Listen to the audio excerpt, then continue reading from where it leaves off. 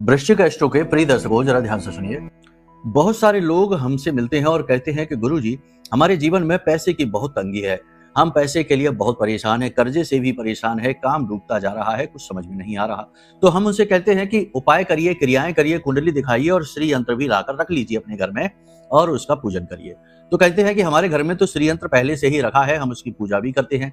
तो हमें आश्चर्य होता है कि जिस घर में श्री यंत्र यानी स्वयं माता लक्ष्मी नारायण श्री हरि विष्णु के साथ विराजमान हैं, उस घर में धन की समस्या कैसे है? ये तो हो ही नहीं सकता।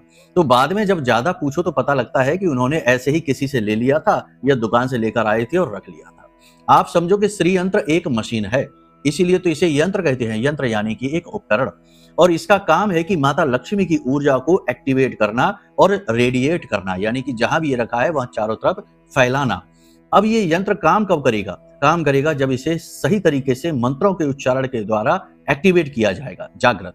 ठीक वैसे ही जैसे कि आप बाजार से मोबाइल लेकर तो आ जाएं, लेकिन उसे चालू ही ना करें, उसमें सिम ही ना डालें, उसे एक्टिवेट ही ना करें, बस लाकर अपने अलमारी में रख दें और फिर आप सोचें कि अब तो हम पूरी दुनिया से जुड़ जाएंगे, कोई भी हमसे बात कर सकता है। लेकिन क्या ऐसा होगा? जी नहीं। आपके घर में होकर भी वह किसी काम का नहीं। ऐसे तो दुकान पर सैकड़ों श्री यंत्र रखे रहते हैं, तब भी हो सकता है कि दुकानदार का हाल बुरा हो, उसकी दुकान बंद होने को हो, इतना घाटा आ गया हो। कहने का मतलब यह है कि चीजें जब विधि विधान से प्रयोग की जाती हैं तो बहुत बेहतरीन परिणाम लेकर आती हैं, और बिना नियम के प्रयोग करने से अच्छी चीज के भी लाभ मिल नहीं पाते।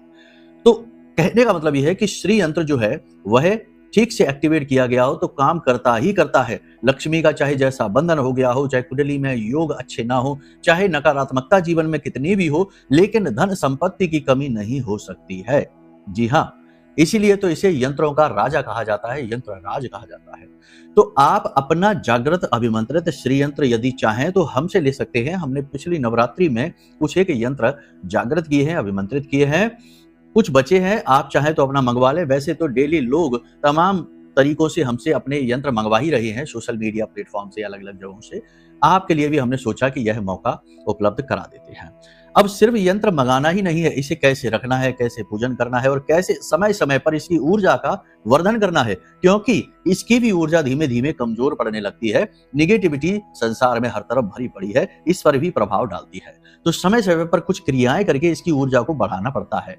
फिर देखिए कि कैसे आपके जीवन में मां लक्ष्मी की कृपा बरसती है। तो अपना श्री यंत्र मंगाने के लिए वीडियो में नंबर है, कॉल कर लेना, आपको गाइड कर दिया जाएगा। जय माई की।